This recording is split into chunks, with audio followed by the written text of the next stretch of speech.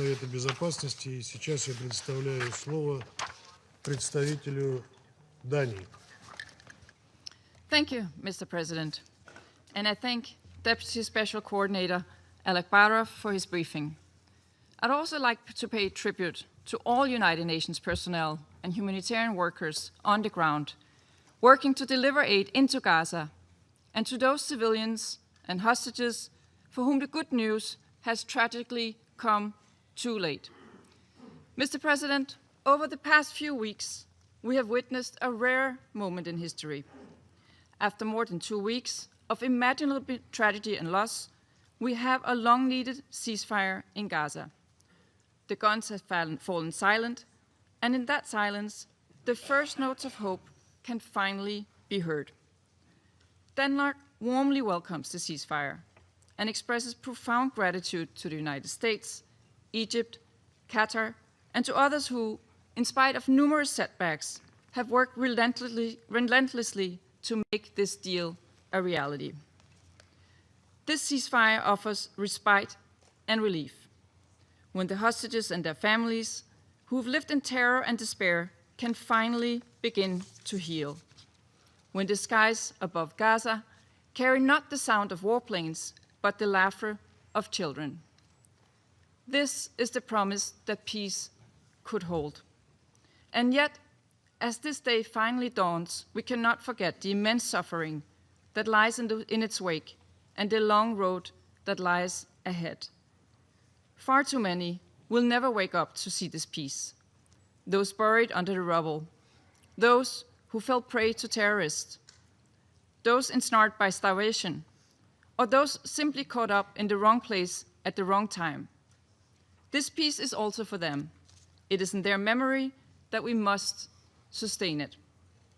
And we must not ignore that Hamas has taken the opportunity to reimpose its campaign of terror on Gaza's population.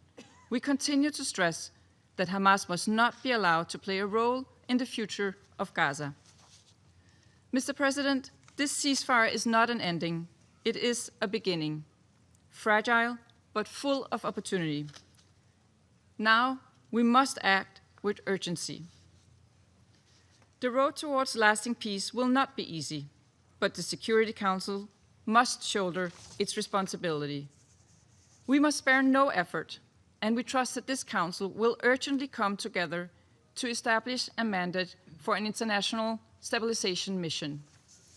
Denmark welcomes the UN plan to alleviate the suffering of civilians. We stress that the UN and other humanitarian organizations must be fully enabled to deliver the humanitarian aid that millions so desperately need, in line with the agreement on the first phase. Every corridor must be opened, every convoy protected. Aid shipments must be swiftly allowed without undue impediments.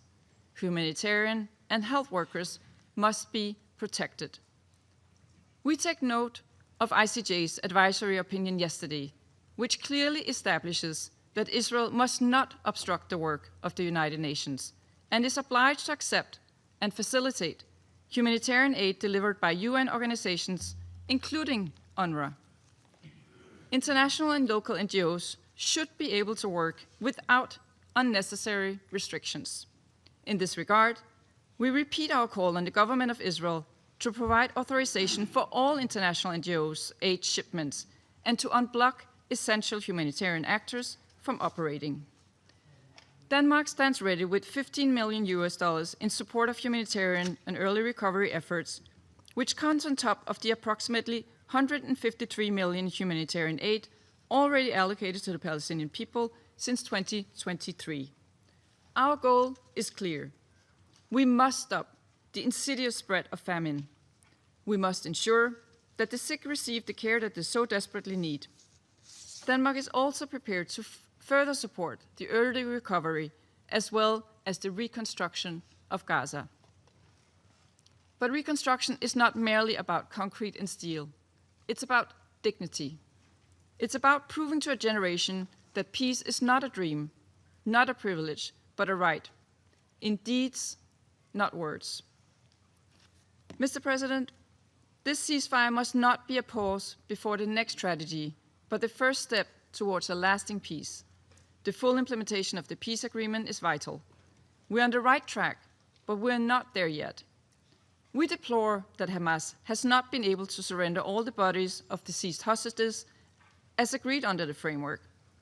And we deplore that Israel is leveraging humanitarian access and as a result has capped the flow of aid into Gaza. We must not let the opportunity that this peace presents slip between our fingers. We now hold in our hands a rare opportunity to turn this moment of respite into a foundation for a just, enduring peace based on the two-state solution, Israel and Palestine living side by side in security, dignity, and peace. This, a two-state solution, is not only a pressing issue, it is a prerequisite for long-term stability across the region. I thank you. Я благодарю представителя Дании за ее выступление. Сейчас предоставляю слово представителю Гаяны. Thank you, Mr. President. And I also thank Deputy Special Coordinator Al-Akbarov for his briefing. Mr. President, our meeting today takes place at a time of great promise and opportunity for the people of Palestine. This moment, however, must be managed carefully, fully anchored in international law, and with the protection and well-being of civilians a central priority. With that said, Guyana welcomes the peace plan achieved between Israel and Hamas for ending the hostilities in Gaza and for the release of hostages taken during the 7th October attack. We commend the tireless efforts of the mediators, the United States, together with Egypt, Qatar, and Turkey, and all who have contributed to making this a reality. Mr. President, 2 years of Israel's war in Gaza has wreaked havoc on the Palestinian population.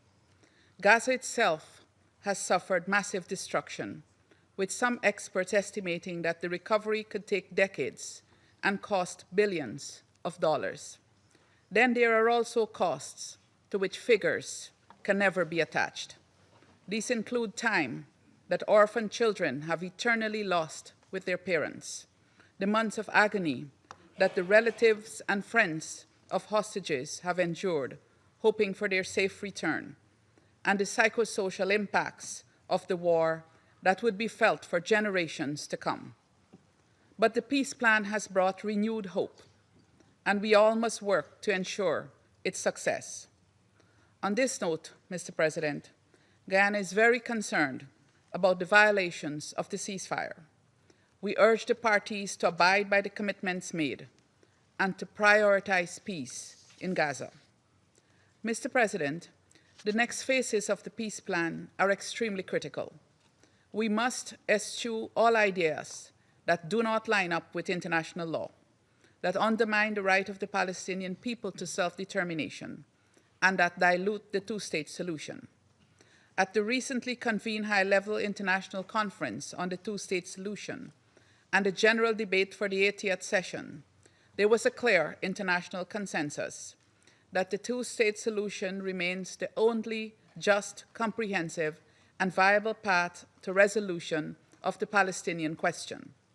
Guyana therefore urges that the next phases of the peace plan take this into account. We are baffled that less than 2 weeks after the Gaza peace plan was approved, Israel's parliament voted to give preliminary approval to a bill which imposes Israel's sovereignty over the occupied West Bank.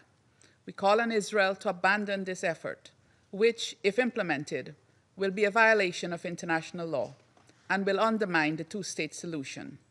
The West Bank is a critical part of the future independent state of Palestine. Mr. President, the war in Gaza reached many lows in the conduct of international relations, and I specifically wish to highlight Israel's belligerent approach to international organizations operating in the occupied Palestinian territory to meet humanitarian needs. We welcome the advisory opinion issued by the International Court of Justice yesterday, which clarifies the obligation of Israel as an occupying power to work with United Nations agencies to facilitate humanitarian aid in Gaza. We particularly welcome the specific provisions of the opinion regarding UNRWA. We call on Israel to respect the court's advisory opinion and to choose the path of compliance with international law. This is especially critical now that a massive humanitarian effort is required to scale up humanitarian interventions in the immediate term and to advance reconstruction and recovery over the long term. Mr. President, the central role of the Security Council as the UN organ with the primary responsibility for the maintenance of international peace and security must be emphasized, particularly as we contemplate the next phases of the peace plan. This includes the establishment of the Temporary International Stabilization Force. I conclude by reaffirming Guyana's commitment to all genuine efforts aimed at achieving a comprehensive, just, and lasting solution to the Palestinian question. I thank you. Я благодарю представителя Гайаны за ее выступление. Сейчас предоставляю слово представителю Соединенных Штатов. Thank you,